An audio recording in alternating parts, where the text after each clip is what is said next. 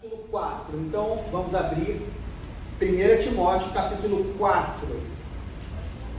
Do 1 ao 15, mas na verdade é o capítulo todo, né? 1 Timóteo, capítulo 4, versículo 1 ao 15.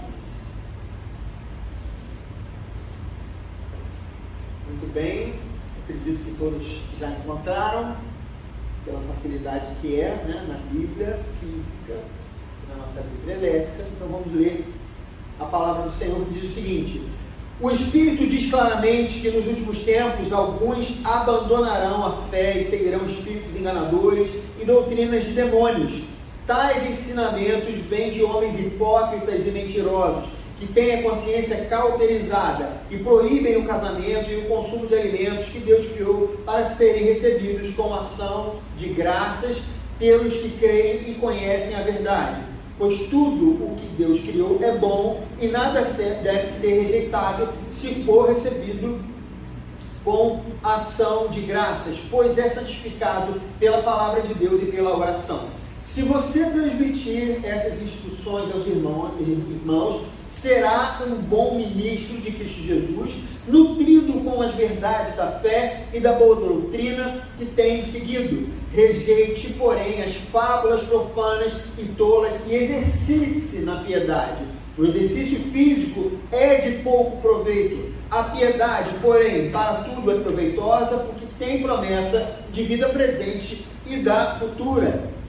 Esta é uma afirmação fiel e digna de plena aceitação. Se trabalhamos e lutamos, é porque temos colocado a nossa esperança no Deus vivo, o Salvador de todos os homens, especialmente dos que creem. Ordene e ensine essas coisas. Ninguém o despreze pelo fato de você ser jovem, mas seja um exemplo para os fiéis na palavra, no procedimento, no amor, na fé e na pureza. Até a minha chegada, dedique-se à leitura pública da Escritura, à exortação e ao ensino. Não negligencie o dom que lhe foi dado por mensagem profética com imposição de mãos dos presbíteros. Seja diligente nessas coisas.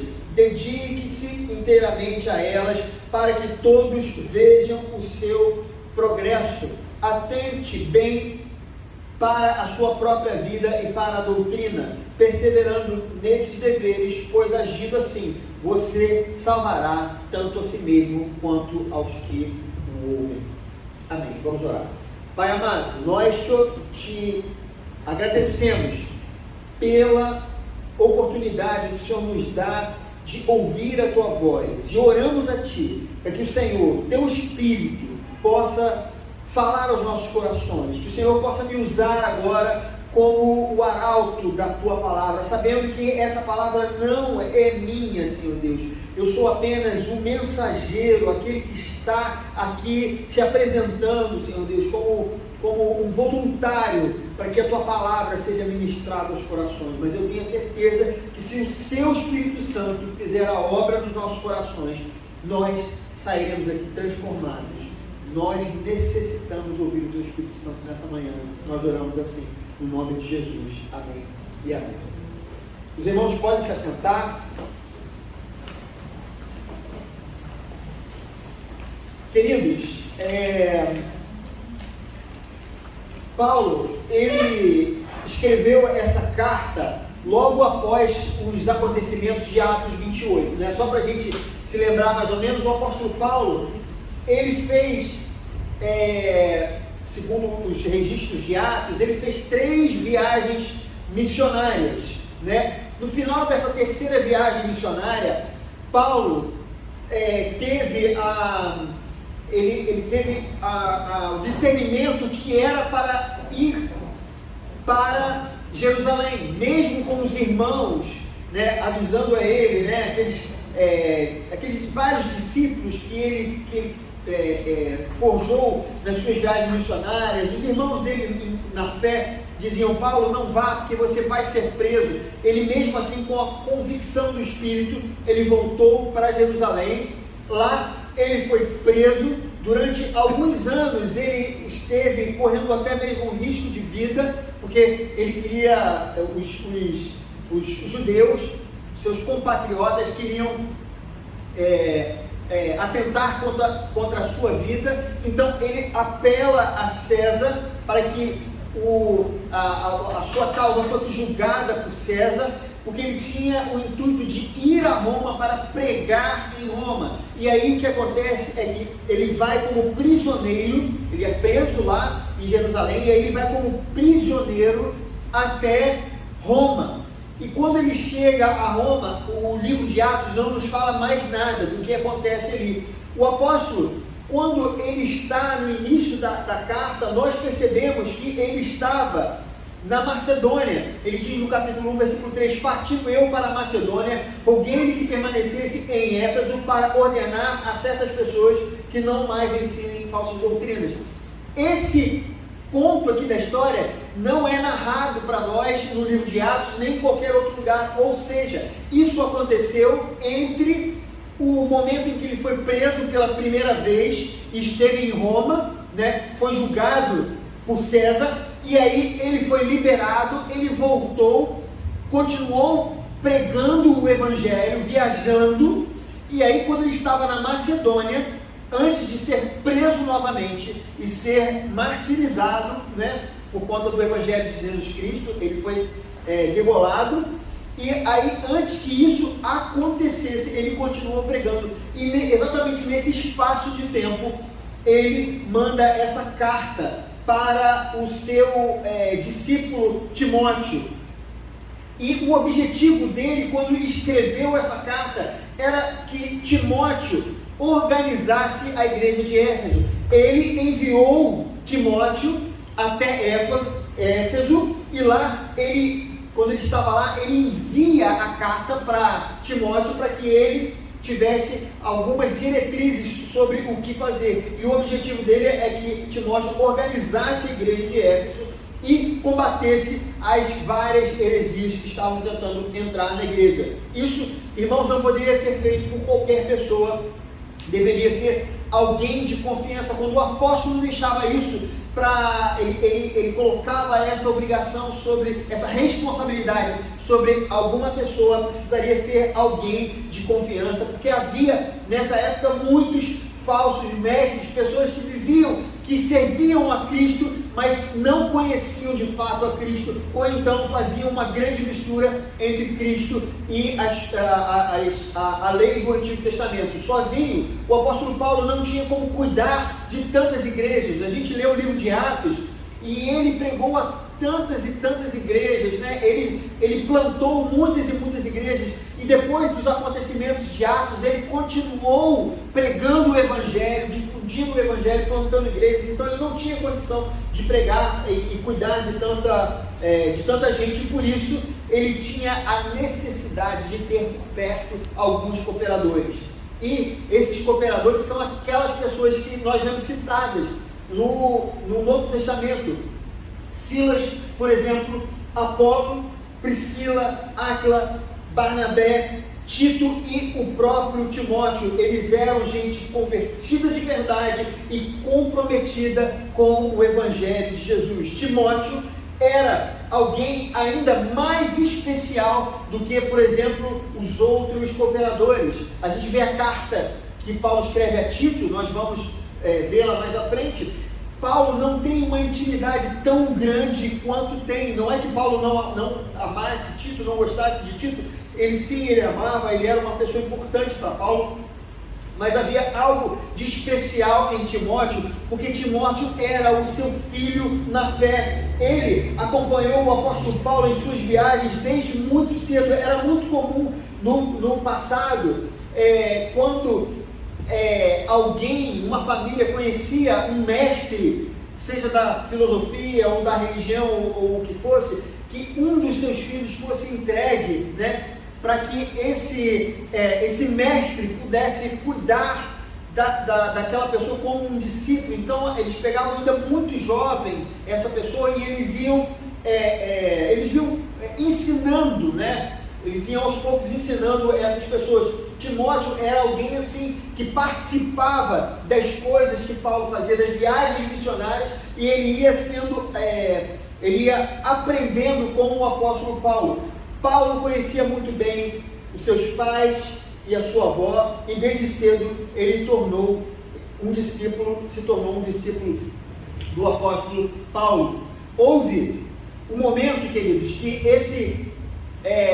esse jovem, esse pupilo, se tornou alguém com um destaque maior. Ele deixou de seguir o seu mestre e passou a ser também um cooperador do Evangelho. Ele deixou de ser aquela pessoa que ficava apenas assistindo ou aprendendo do apóstolo, mas ele começou também a agir no ministério do apóstolo Paulo. Não sabemos a idade correta em que ele começou, mas o certo é que ele não era muito velho, ele ainda era jovem quando ele começou a ser um emissário do apóstolo Paulo. Ele não era um apóstolo, ele não era um bispo, ele era exatamente uma espécie de um emissário do apóstolo Paulo. Ele fazia aquilo que o apóstolo Paulo pedia para ele fazer. E apesar de jovem, ele era alguém preparado para aquela missão que ele havia sido designado. E qual era a missão de Timóteo naquela igreja?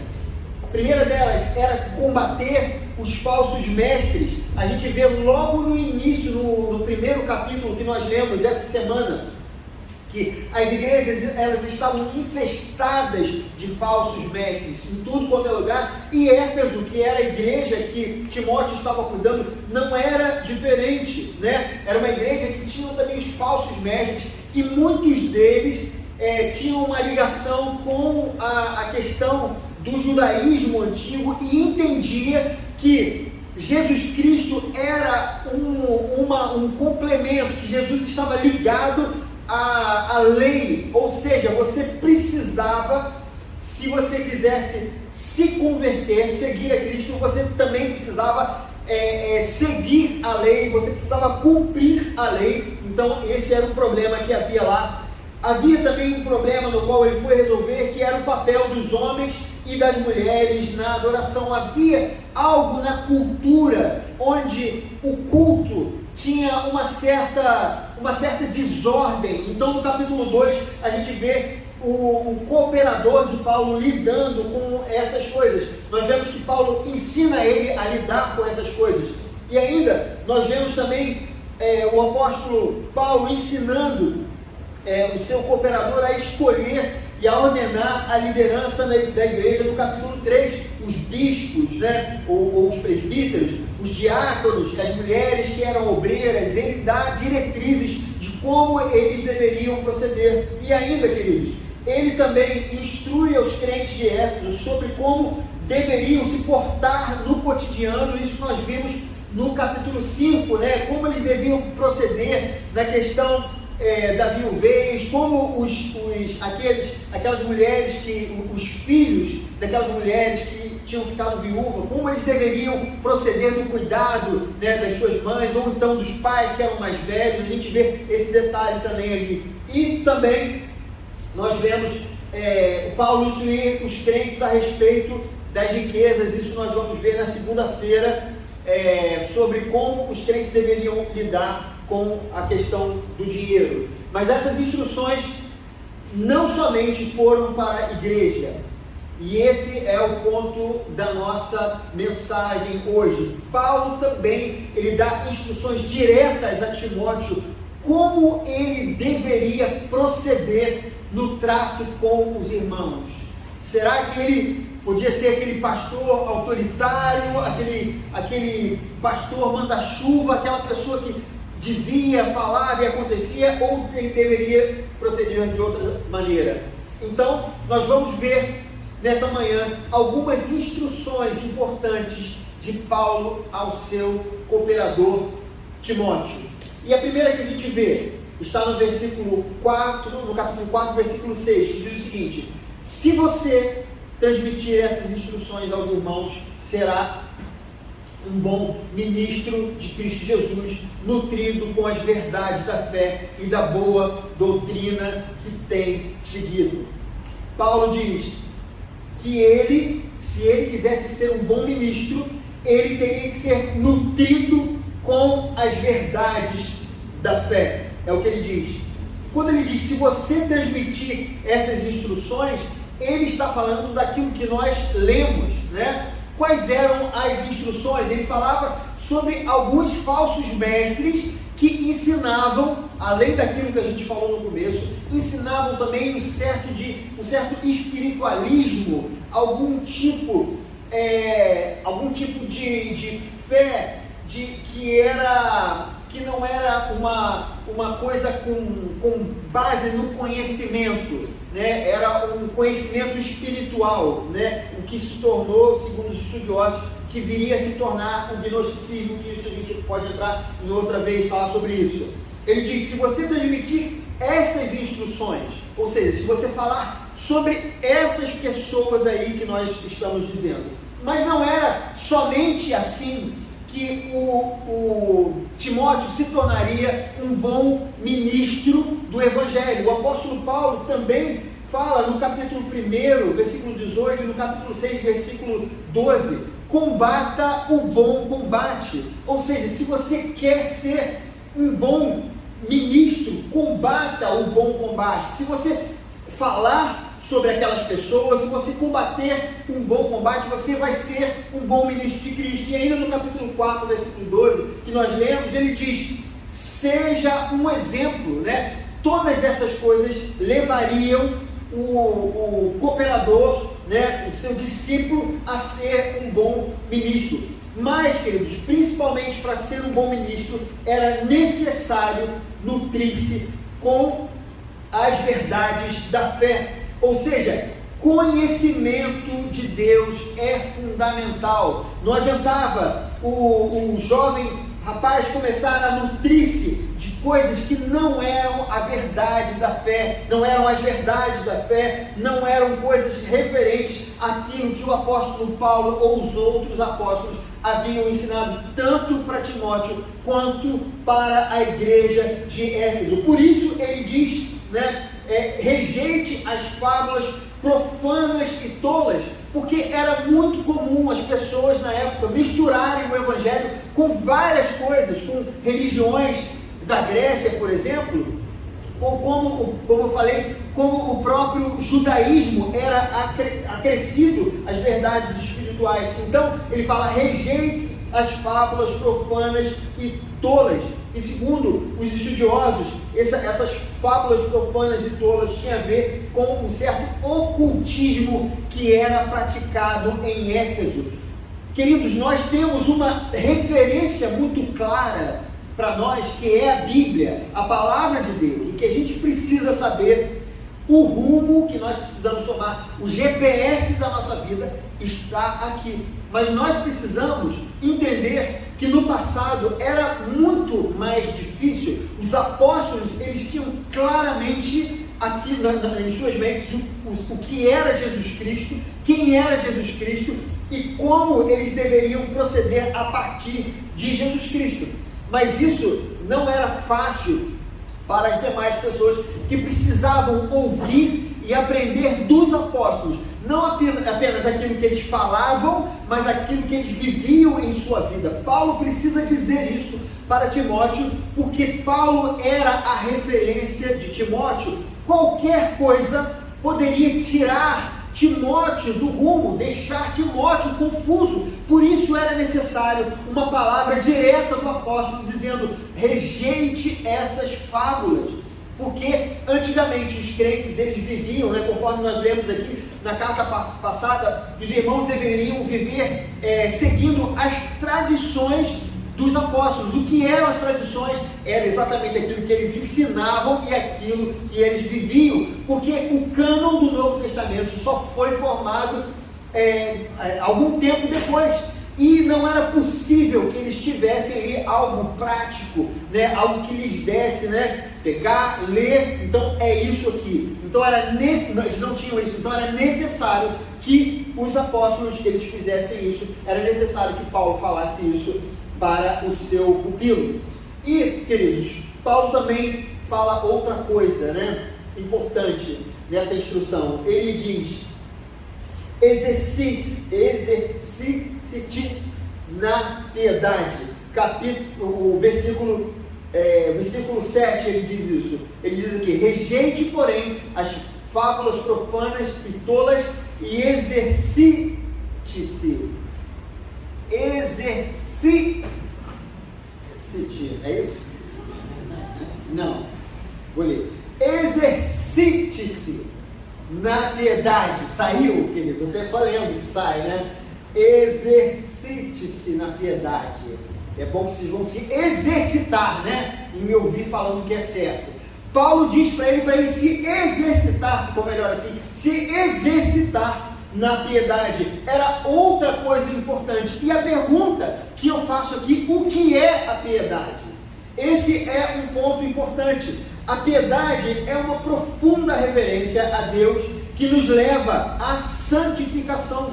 Piedade é você olhar para Deus, olhar para a grandeza dele, o fato dele ter enviado o filho dele para morrer no meu lugar, na cruz do Calvário, e você ter uma reverência, uma grande reverência por Deus, e por conta disso você tomar o caminho da santificação, porque você sabe, você tem a certeza que Deus é verdadeiro, que Deus é real. O que Paulo fala para ele é que ele se exercitasse na piedade, ou seja, que ele tenha a consciência da grandeza de Deus e que ele leve uma vida santa, né, diante dos irmãos da cidade de Éfeso.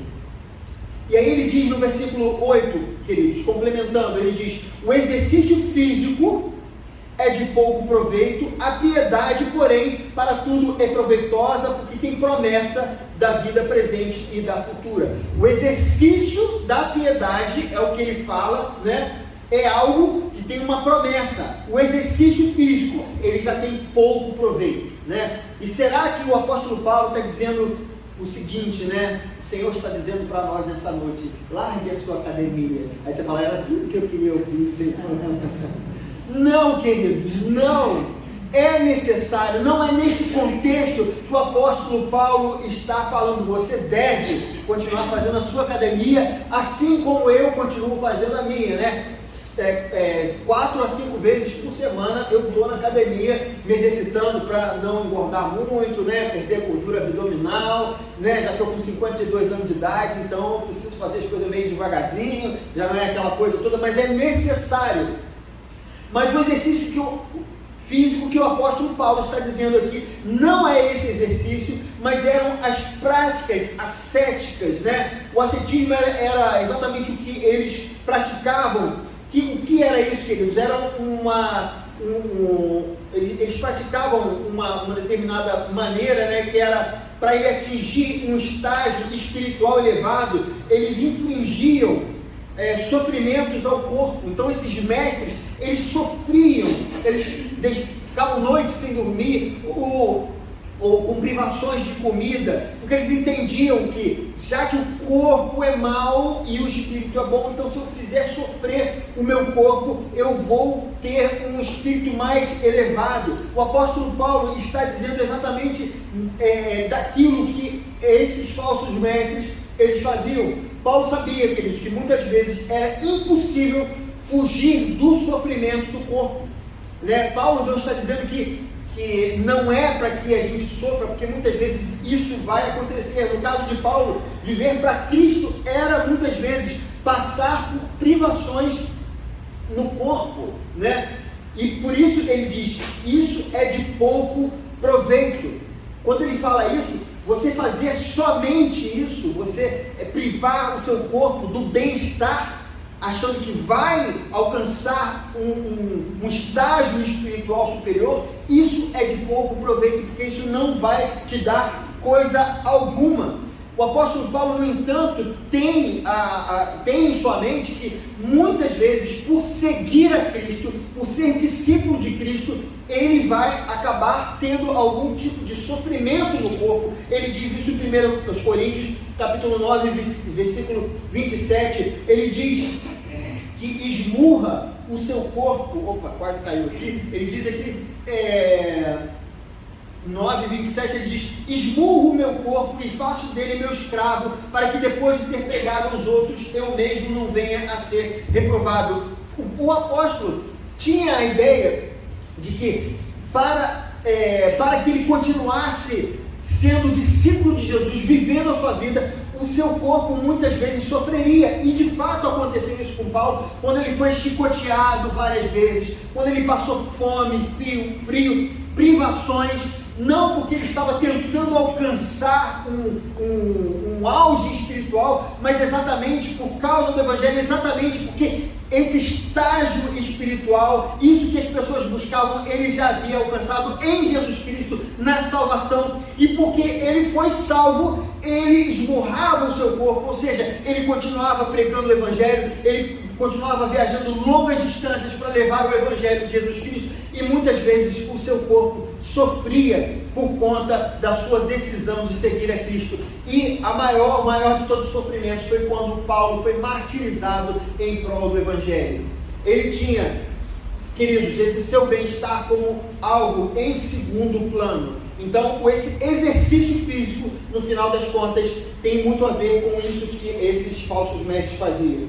Mas o crescimento espiritual, queridos, não é fruto de esforço físico. O exercício da fé na prática cotidiana é o que nos faz crescer. Essa é a questão de Paulo. E esse exercício não é algo vazio de propósito, não é uma religiosidade sem sentido, há uma promessa de vida presente e futura. Isso é o que ele está dizendo para o seu cooperador Timóteo. Há uma promessa, então faça o exercício da piedade, né? Exercite a piedade na sua vida, porque você tem uma promessa, tanto na vida presente, você vai ser abençoado por Deus se você fizer isso, e também no futuro, quando ele vier, você também será abençoado, e essa bênção futura será uma bênção eterna. Por isso ele falava. E uma outra coisa que Paulo dizia ao seu pupilo: seja um exemplo, ou seja, não guarde isso que você recebeu de mim, o Evangelho de Jesus Cristo, para você, só para você. Pratique de modo que você seja visto, torne-se uma referência para aqueles irmãos de Éfeso. Essa era um ponto importante. Uma outra coisa que ele dizia: não negligencie o dom que Deus te deu. É outra coisa que ele fala no versículo 14. Ele era o ministro. Timóteo era alguém chamado, foi alguém, os irmãos, né, os bispos colocaram a mão sobre a cabeça dele e ele foi ordenado como ministro do Evangelho. Então, não negligencie o dom que Deus te deu. Ele devia assumir aquela posição e se portar como tal diante da igreja de Éfeso. Queridos, eu gostaria de fazer algumas aplicações importantes desse texto para as nossas vidas. E a primeira delas, né, Paulo diz a Timóteo para que, se ele quisesse ser um bom ministro, ele deveria ser nutrido com as verdades da fé. Amados, se nós quisermos ser bons discípulos de Jesus Cristo, nós precisamos ser nutridos com as verdades da fé. Paulo 2 vezes fala para Timóteo: combata o bom combate. Por quê, queridos? A nossa vida, desde o momento em que a gente opta, né? Quando nós fomos, melhor colocando, quando nós somos chamados pelo Espírito Santo, quando nós somos convertidos pelo Espírito Santo, quando nós começamos a trilhar o caminho do discipulado de Jesus aqui na terra, nós começamos a enfrentar uma série de dificuldades e lutas. Essa é uma grande verdade. Paulo diz para Timóteo na segunda carta: quem quiser servir ao Senhor piedosamente será perseguido. Esse é um imperativo, não tem jeito. Portanto, a nossa vida é um grande embate, amados, porque as trevas, elas não ficam satisfeitas quando qualquer pessoa não vai pelo curso normal da vida, quando vive a vida e quer esquecer, quer fingir que Deus não existe. quando a gente começa a abrir os nossos olhos, despertar para o Evangelho, nós começamos a enfrentar um combate. Combata o bom combate. O conhecimento de Deus é fundamental, queridos. O relacionamento com Deus, mas um relacionamento não distante, algo que tem a ver com a vida. Esse conhecimento do Senhor é muito importante para que a gente seja efetivo no nosso discipulado de Jesus Cristo. Nós precisamos rejeitar as fábulas profanas e tolas. Hoje, qualquer lugar que você olha, né? Qualquer lugar, e eu digo isso aqui, né, queridos? Essa coisa aqui, né? Não, ela já abriu aqui o Google, né? Não, enfim, isso aqui, você tem acesso a qualquer pessoa, seja no YouTube, seja nos blogs, seja blog é coisa velha, né? Qualquer mídia social, você tem acesso a opiniões sobre questões religiosas e tantas outras coisas. Queridos, nós precisamos rejeitar aquilo que não é evangelho, porque muitas vezes o evangelho está sendo confundido com teorias, filosofias ou religiões que vêm do homem. E quando nós não estamos nutridos nas verdades da fé, nós simplesmente permitimos que essas coisas tomem conta de nossas vidas. E também, queridos, quando nós lidamos com as dificuldades, os embates, quando nós combatemos as questões da vida, se nós não estamos nutridos das verdades da fé, nós tomamos as decisões erradas, nós fazemos aquilo que não é certo, simplesmente porque nós não conhecemos a Deus realmente, somos apenas religiosos. E ele, algo importante também, quando ele diz que Timóteo se exercitasse na piedade, nós precisamos nos exercitar na piedade. Esse é um ponto importante também. Nós precisamos ser nutridos das verdades do Evangelho. E nós precisamos nos exercitar na piedade. Entender essa fé. Entender quem é Deus. Entender o que significa o sacrifício de Jesus Cristo. E fazer com que isso se torne algo real e palpável na nossa vida. Não pode ser, queridos, uma coisa na qual eu leio, ou na Bíblia, ou um livro de teologia, e apenas tenho aquilo como algo distante, mas eu preciso fazer com que essa piedade, esse temor a Deus, esse conhecimento de Deus, seja aplicado na minha vida. Só assim eu vou exercitar a piedade. Só assim uma pessoa pode ser um crente piedoso de fato.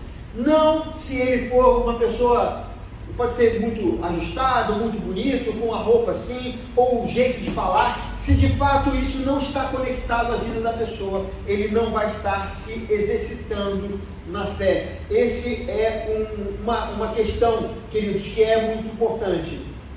O exercício da fé na prática cotidiana é o que nos faz crescer. Não adianta. Muitas vezes nós temos a impressão de que se nós fizermos vários jejuns, se nós orarmos tantas horas por dia, se nós lermos 4, 5 horas, aí nós vamos crescer espiritualmente. Muitas vezes o nosso foco não está no relacionamento, não está no exercício dessa piedade, mas ela está simplesmente na questão do tempo, né, do esforço que eu faço, como se isso fosse fazer uma diferença na nossa vida. Não faz. É claro que quando eu busco um relacionamento com Deus, isso vai exigir de mim um esforço, mas o foco não é o esforço. O foco é exatamente aquilo que eu estou fazendo, aquilo que muitas vezes tem a ver com esse conhecimento de Deus. Isso é fundamental, amados. Nós precisamos olhar dessa forma as questões, porque tem gente que acha isso, se eu fizer tantos jejuns, mas o jejum por si só não vai fazer. Não é que jejum não seja importante, é importante fazer jejum, é importante gastar o máximo de tempo possível na palavra de Deus. Se você consegue 3 horas, que seja 3 horas. Se você não consegue 3 horas, não tem problema, vai 1 hora. Se não consegue 1 hora, vai meia hora, 15 minutos, 10 minutos, 5 minutos. Mas será que não dá para a gente fazer um pouquinho mais? Um vídeo no YouTube tem aí 8 minutos, pelo menos, né? Mais ou menos, às vezes a gente assiste 10, né? Nós precisamos ter, queridos, um entendimento que essa prática, esse conhecimento de Deus requer de nós um esforço, mas não coloque a sua esperança no esforço. Isso não vai te dar qualquer coisa, porque na verdade o importante desse exercício que nós fazemos da piedade, né, isso tem a ver com a vida, a nossa vida presente e futura. Não é pelo esforço que você já recebeu a salvação, não é pelo esforço que você já está abençoado, mas eu pratico por causa de Jesus Cristo. E eu recebo a bênção do Senhor nesse momento, no presente, e recebo as bênçãos do Senhor nas que estão por vir na eternidade. E Paulo ainda fala, seja um exemplo. Nós precisamos ser um exemplo para as pessoas. Isso é fundamental. Quanto mais nós fugimos dessa realidade, quanto mais nós fugimos, mais nós deixamos para trás o discipulado de Jesus Cristo. Nós deixamos de ser discípulos de Jesus se nós não queremos também ser um exemplo para as pessoas. E mais, queridos, quando nós somos um exemplo, nós nos cuidamos mais. Nós ficamos mais preocupados com a qualidade daquilo que nós fazemos. Como, por exemplo, se eu falo para os meus filhos o que eles têm que fazer, mas eu não sou um exemplo para eles, significa que eles vão fazer diferente de mim. Se eu não dou o exemplo tomando as decisões para que eles me vejam como modelo, eles vão ver exatamente aquilo que eu sou, né? Se eu não como pai, não dou o primeiro passo, não faço alguma coisa para eles vão tomar um caminho bem diferente, porque eu não vou estar dando o exemplo. Nós precisamos ser assim também na nossa vida. Nós precisamos dar o exemplo para as pessoas, porque é assim que as pessoas vão conhecer Jesus Cristo. Eu estava conversando com a minha esposa essa semana, falava de uma determinada pessoa, quando foi mencionado que aquela pessoa era um crente, numa conversa que minha esposa teve com uma determinada amiga, né, do trabalho, e aí havia essa conexão, as duas conheciam a mesma pessoa, ela conhecia da igreja e essa pessoa conhecia do trabalho. E quando houve aquela coisa, você conhece fulano? Sim, tal, ele é crente, tal. Ele, fulano, não pode ser, ele não é. Não, é a mesma pessoa. Porque na verdade, queridos, ele não era um exemplo, ele era um exemplo no lugar errado, na igreja, né? Mas quando chegava fora da igreja, ele não era um exemplo de discípulo de Jesus Cristo. Aquela pessoa perdeu a oportunidade de conhecer Jesus Cristo através do exemplo dessa pessoa que não queria saber de Jesus Cristo na vida real. Isso é fundamental, nós precisamos ser um exemplo. Queridos, e para nós finalizarmos, não negligencie o dom que Deus te deu. Paulo fala isso para Timóteo, ele fala isso também para nós. Não negligencie o dom que o Senhor te deu. Seja lá o que for, o Senhor preparou você, deu a você o que você precisava, o que Paulo dizia, porque ele era jovem, né? Não leve esse dom como se não fosse coisa qualquer, é uma coisa importante.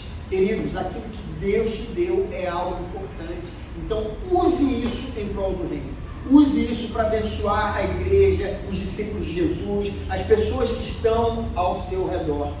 Deus te deu vários dons, não imagine que os seus dons são apenas esses que você usa na sua casa ou na sua igreja, são vários e vários dons. Use esses dons em prol do Evangelho de Jesus Cristo e assuma esses dons, não há nenhum problema. O grande erro é quando fala, não, eu não tenho dom para isso, não, e fica numa falsa modéstia. Isso não é bom, isso não é sábio, né? Enquanto a gente não assume os dons que a gente tem, a gente não consegue crescer. Durante muitos anos, amados, eu vou dizer isso de mim mesmo, eu não assumia o meu chamado pastoral. E eu ficava sempre mais ou menos por aí, né, ajudando na igreja e tal, mas sabe, nunca completo. Teve um momento em que eu assumi esse dom que Deus me deu. Entenda, queridos, eu entendi, aprendi que eu sou um bom pastor. Eu não estou dizendo que eu sou o melhor pastor do mundo.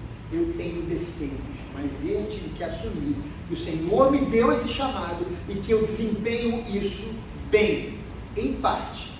Em parte, eu sou falho. E isso me impede, irmãos, que eu me ensoberbeça, porque é uma visão equilibrada que eu tenho de mim mesmo. Se por um lado eu faço isso e aquilo de bom, por outro eu faço aquilo e aquilo outro de não tão bom assim. Eu preciso melhorar. Você precisa assumir também o seu dom e o seu chamado. Isso é fundamental. Saiba quais são as qualidades que Deus lhe deu. Assuma isso. Isso é bom, isso é um presente, isso foi dado por Deus. Mas entenda que você não é perfeito e precisa do corpo de Cristo para te equilibrar, para te completar. Isso é saudável. Eu termino falando o versículo 16. Atente bem para a sua própria vida e para a doutrina, perseverando nesses deveres, pois agindo assim você salvará tanto a si mesmo quanto aos que o ouvem. É interessante o que Paulo fala aqui.